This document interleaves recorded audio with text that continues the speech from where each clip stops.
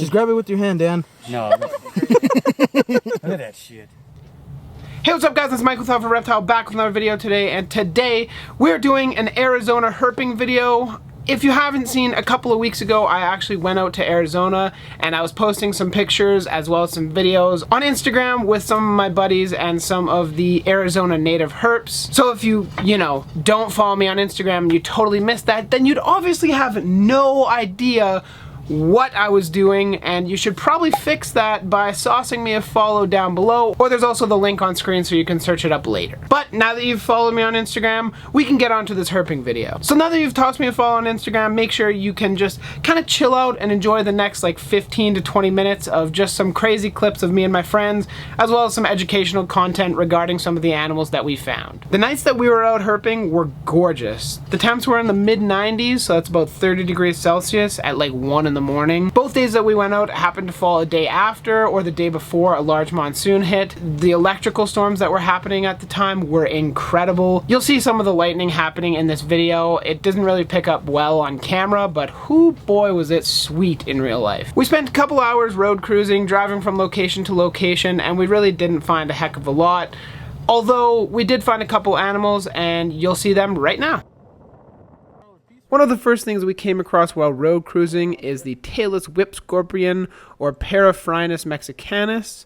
These guys are arachnids, but are only distantly related to spiders and even less related to scorpions. They are part of the Amblypygid order, which means blunt rump. These are a nocturnal species and lack a stinging tail or the large fangs that you're used to seeing in the tarantulas. Instead, they have heavily spined front appendages called pedipalps. Tailless whip scorpions are actually completely harmless to humans, so if you find one in and around your backyard or something like that, there's no reason to fear it.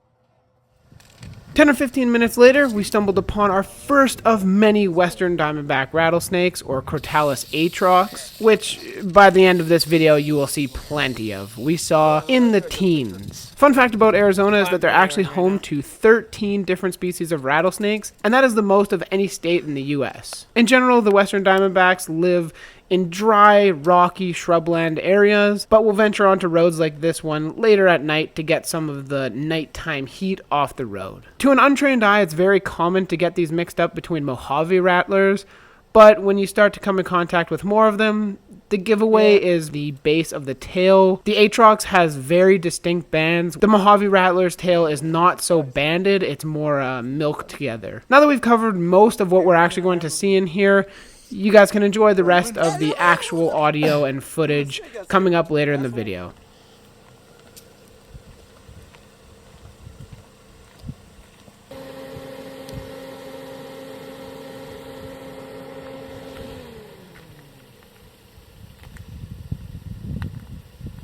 Let's see if we see some more. Right. Something cooler than an atrox. And those two animals were that night's fill for the night. We saw about 200 tarantulas over the course of the night. The Aphonopelma chalcodes, or the Arizona blonde tarantula. Beautiful tarantulas, but I didn't actually get any on camera, so rookie move on my part, I suppose. But from there, the night got a whole heck of a lot better. We actually ended up driving out to an undisclosed location in Arizona, and we got out of the car. Instead of just road cruising, we decided to, take our flip-flops and our tank tops out into a wash. If you don't know what a wash is, it's basically where flash floods or a lot of the water accumulates from the recent rains and creates almost like a river basin, but it's not. Like, there's no river there and there's not water there 100% of the time. So I kind of hope that makes sense. The wash is very ambiguous, but enjoy the wash walk and the rest of the herps that we saw on our trip.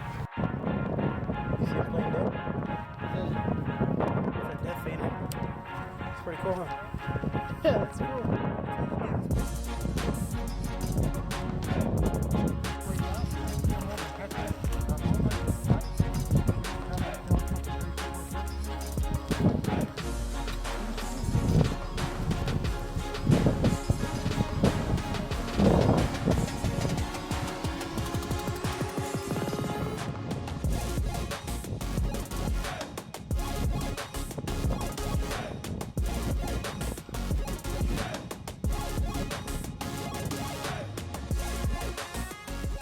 So as you guys have heard already, the audio is super windy because I didn't have any dead cats on my microphones. Regardless, you'll see the rest of the footage, but it is going to be a little bit unbearable. Now this is actually an idea of where we are walking and what it kind of looked like.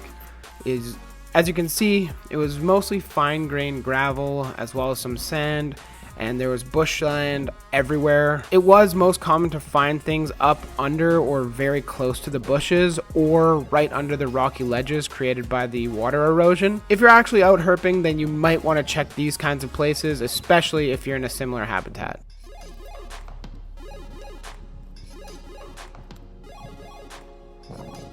Wait, check this guy out. Highlighted by the red circle right now.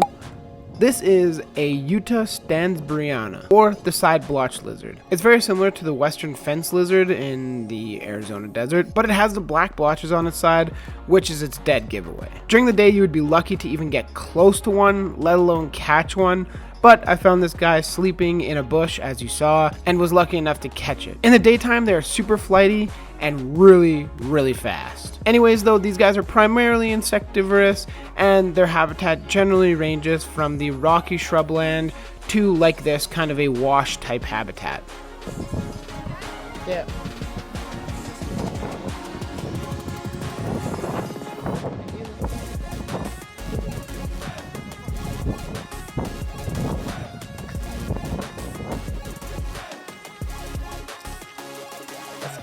This little beaut is called a zebra-tailed lizard, or Callosaurus draconides. One of the coolest features of this guy is exactly how it gets his name, and that's its really cool zebra tail, which they use as an escape tactic by raising it straight up in the air, wagging it slowly back and forth, and then simply sprinting away bipedally across the ground. They are primarily sit and wait predators, however. They don't do too much activity except when escaping predators. They'll consume most insects that cross their path, and they range across the western United States, through Arizona, California, Utah, even into New Mexico. This side, you're walking right to him. Yeah.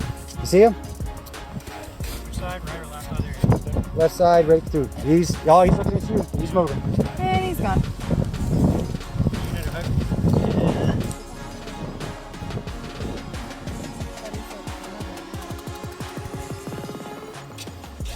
Does it have horns? No. I think it's they get closer. Barely, Yeah, it looks like I it. think. Looks a little funny colored. It It does does. look a little different. That's. I don't want to get too close until we get the hook I because could probably use this brand. Right Right there. What's the rest of this? Maybe. You think of this? there's our hook, guy. That's big. It's I don't know. All I know is that Brian came through with the spot. Yeah, good job, dude. Shane, can we get your Oh, layout? and he's leaving. Every goddamn thing. What do we got here?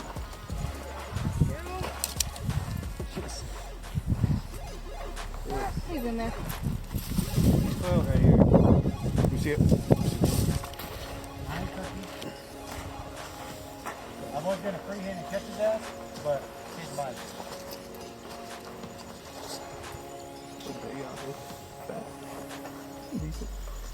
Man, it's weird how they...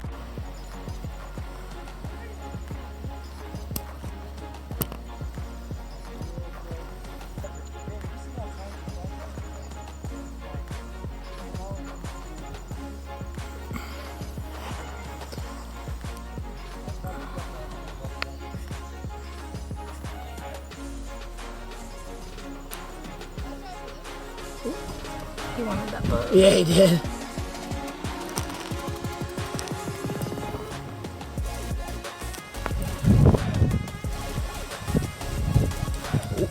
The light's attracting him. Yeah?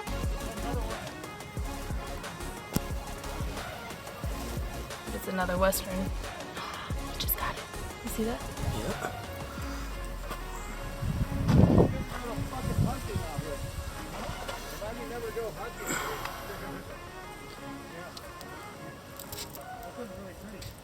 It's a good size.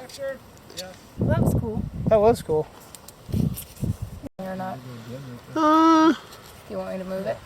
nice foot over there of a desert hairy scorpion. Oh, we also got it where he caught stuff. He caught a moth. Did you really? Yep, right. Nice. And it landed by him and he grabbed it. Anybody watching that electrical storm? I don't know how far it is.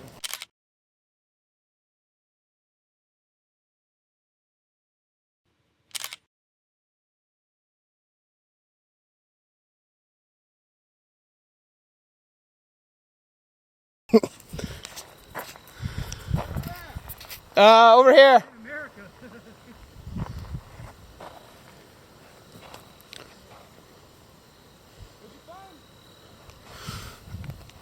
Alright, coming up. Okay. Got spooked by something. God, it feels like I've been moonwalking on sandpaper. Yeah, it must suck, hey? That's an Atrox, right? Yeah. That's a fatty. Yeah, she's a big girl. Did you get some good video? Yeah, I got some. That's a gravid one. Yeah. I think it is. I know I'm gonna find one.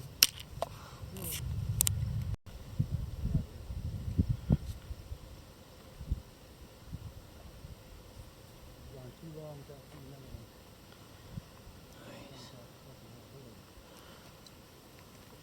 These are the largest scorpion in the United States.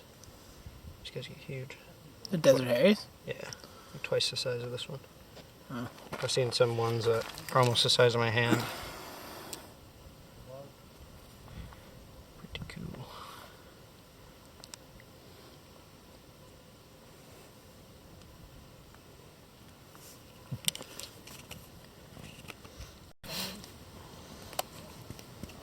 These big pinchers that they got, their venom's not very potent, so they got these big pinchers here, and that's what they use to kind of overpower their prey.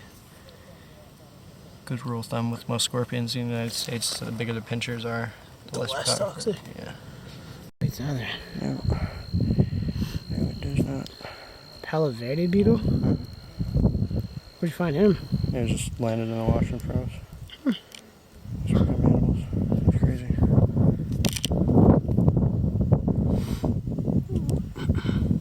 Sweet. Yeah. Nice.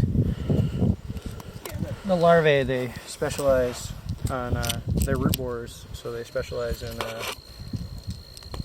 the Palo Verdes, so they kind of live under there for a few years, and then they'll emerge during the monsoon season as these big adults. Well, He's trying to orient himself right now. Yeah.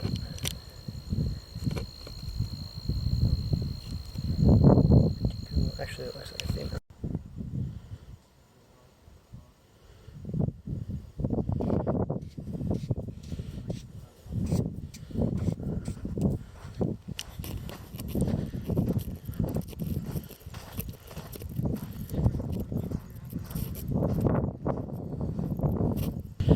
so you guys can kind of see what we're looking at. I can already see I've been bitten by bugs. It's been pretty fun. I don't think we're done just yet, but staring into this light is going to blind me, so we'll see you in the next clip. There it is.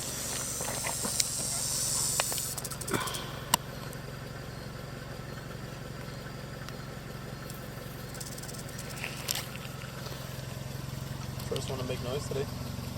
Yeah. And even that was pretty weak. Flatten out like that. No way. Nice looking. There's a burrow right there. Yeah. Yep, that's it. That's a blonde, right? Yeah, that's crazy how close to the road it is. Tarantula there. Rattlesnake there. Welcome to Arizona. And that concludes my time herping in Arizona. We saw a ton of really cool stuff. Granted, we only saw one species of rattlesnake the whole time. It kind of sucks in that aspect, but I've been promised by the people that took me out this time that next time we're gonna go to the Chickahawas.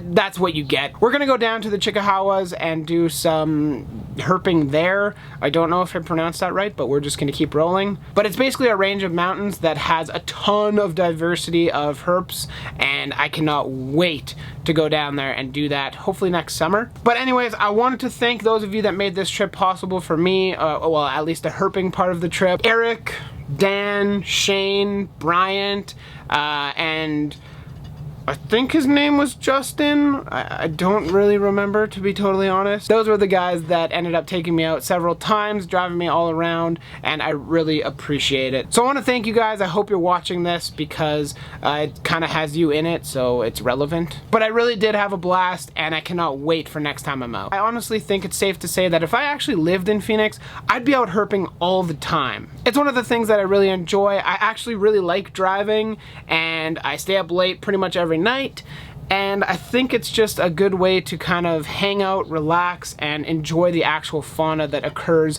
in and around where you actually live. Now me currently, why don't I do that? Because there really isn't that much diversity here in Canada. We do have the prairie rattler down south, like where I am, and we have several different species of toad, but to be totally honest, toads don't really do anything for me, so finding toads is not really my forte. When you can go out and find tons of different snakes, I think they have 13 different species of rattlesnakes in Arizona, that's just mind-blowing to me. I really enjoy herping because it allows you to get outside into nature and appreciate the actual fauna that is living on the earth right now, as quickly as we might be wiping it out, but you can enjoy the animals that are around in your area and just see their natural beauty rather than being kept in a cage or like taxidermy or something like that. This is the purest form to find reptiles, insects, any mammals or anything that you might see. It's pretty incredible. Beyond the animals that you see and the times that you have with the interaction and the animals that you are catching or looking at or just finding on the road, herping to me is something that's really more of a social experience because I'm a super social person myself. I like to hang around with as many people as I possibly can doing whatever, it doesn't even matter. I just like being around other people, and I think that's what herping really does well. Basically what happens is you're gonna be stuck in a car with either yourself and other people or just yourself, hopefully other people as well, but you're gonna be able to learn a ton from them. You're going to be able to mess around, make new friends, meet new people, everything along those lines. And plus that too, at like 2 or 3 or 4 a.m., the conversations that you have go from like coherent, well-placed, I'm good with reptiles kind of talk, and I'm not even talking about myself, I'm talking about the other people that I was with when I mentioned that. Super knowledgeable when it comes to reptiles and the actual fauna of Arizona. So it goes from coherent banter to just stupid bullshitting with your buddies, you know, making fun of each other and just being totally delirious at like 4 in the morning, driving back like, I need an energy drink. It's awesome. I speak from experience, by the way, that's not a lie. So I hope you guys enjoyed the video. That's actually gonna wrap it up here. I hope you enjoyed. I know it's a bit of a long one. I had a ton of fun filming it, and I hope that you guys might want to see more of these kind of things in the future. I will try and adapt my kind of filming style to do more on site rather than here in my, you know, in my room, but I tried. So I hope you guys did enjoy the video. If you did, make sure you smash that like button, as well as leave any questions, comments, concerns, anything like that in the comment section. For those of you guys that made it to the very end of the video, I wanted to leave kind of an Easter egg, so if you guys made it, make sure you leave what your favorite either reptile or amphibian that you've seen either road cruising or herping. And if you've never seen a reptile out in the wild while searching around, then leave your favorite mammal or whatever you've seen. In addition to that, if you want to see some more reptile content with me at Brian Barczyk's BHP Reptarium Shindig, make sure you click that subscribe button and play Ding Dong Ditch with the doorbell next to it. That way you get notified every time I post a video or go live on YouTube. I want to thank you all very much for watching, and we'll catch you in the next video. Later.